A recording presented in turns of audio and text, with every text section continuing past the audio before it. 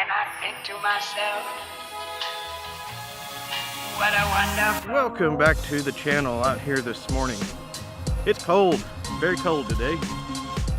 I've been here when it's colder. There's a good layer of frost on everything. But more importantly, what we're here to talk about today, this gun right here. Mossberg Shockwave. Now before we even get started, let's get a couple things out of the way. First, most people are either a big fan of this gun or they absolutely hate it with every fiber of their being. I don't know yet. I think I'm going to be a fan of it. It seems pretty cool.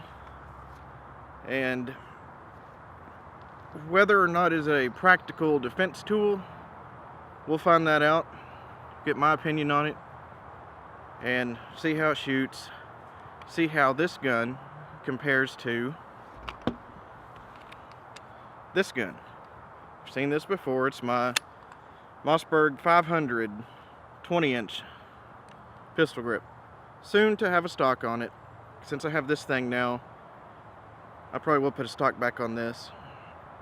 I can't put this grip on that gun unless I filed a tax stamp to make it an AOW, because that is one thing. This is kind of a finger to the NFA, I've heard it described. So with this Raptor grip on it, gets the whole thing over 26 inches, and it's not a shotgun per se, it's a firearm. A shotgun has to have a stock on it. This don't have a stock, but it's not under 26 inches, so firearm. Another thing to get out of the way, this gun,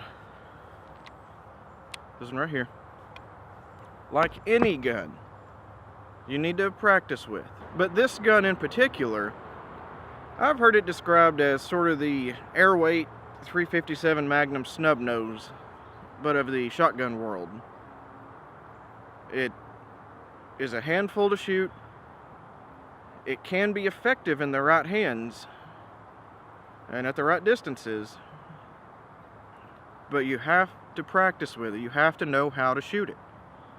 There are certain techniques with this gun that we're going to kind of go over today. I plan on practicing with it a lot, mainly because it looks like it'll be a fun gun to shoot, so I think it'll come with me to the range a lot. So who doesn't like a 12 gauge, especially a short 12 gauge with a 14-inch barrel?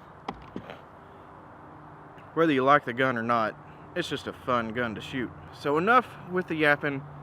Let's load it up and shoot it. Now, I brought a couple different shells out here with me today. We got these Federal 12 gauge 2 3/4 double-aught buck 9 pellet shells, and just some Federal Dove and small game 1 1/8 ounce shot, just your standard practice target load kind of stuff. So we're going to shoot the Shockwave and then this one here, see how they compare, see the differences between the two. Mainly, I mean, the length isn't really that much, it's just 4 inches, but in the grip top. I've heard some people say that the pistol grip is easier to shoot, and I've heard some people say that the Raptor thing, straight thing, is easier to shoot. We'll find out. So if you've watched my past few videos, you'll know that I am moving. Not moving states or anything. I'm moving like 2 miles away, literally. So a lot of my gun stuff is packed up, and we're just going to be using some big white pieces of paper for targets today. Let's see how it shoots. And I don't have my big tripod, so I'm just going to be kind of shooting from back here. Maybe I'll set the camera up on one of these railroad ties. First, I'm just going to take a few shots, and then we're going to go over technique.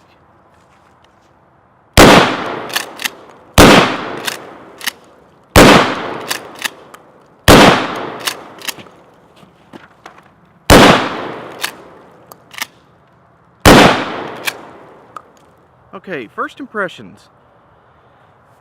This gun, it's fun to shoot, and it's cold out here, so I can't get that good of a grip on it with these gloves on. But this thing is definitely a handful, even with just these little target loads. Now I'm going to load it up with some double-aught buck, 2 3/4 non-pellets. See how those do. Alright, got some double-aught buck loaded up in here. And let's talk technique. This is not a gun that you'd want to shoot like this. It might hurt. You might lose a few teeth. The way most instructor type people I've heard say to shoot this gun is pretend like you're trying to stretch it. Pull back here and up on the pump. So let's see how some double-aught buck runs through this.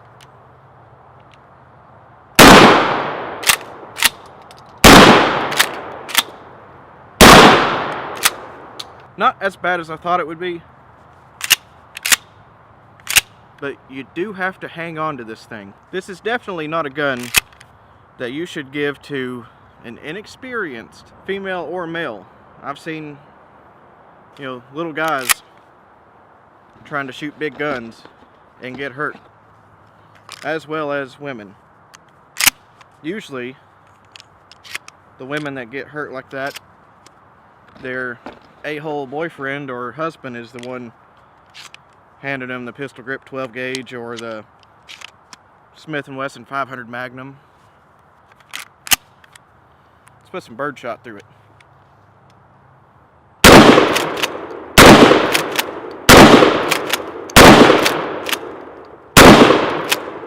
So in conclusion, I'm gonna kind of make this an introductory video.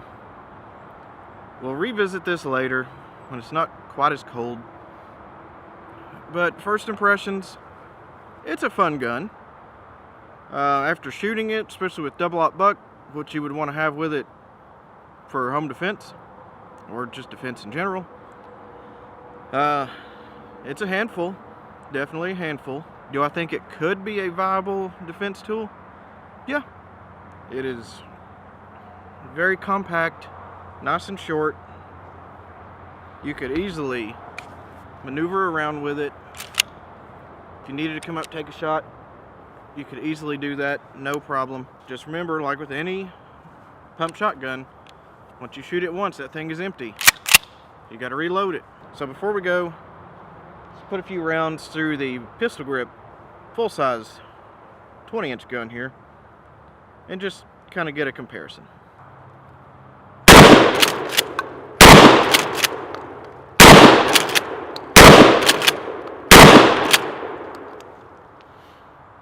So, they're both painful to shoot, you could say. It's not something you're going to come out here and put 200 rounds through in a day. Not if you have any sort of sanity to yourself. The grips, I'm kind of neutral on.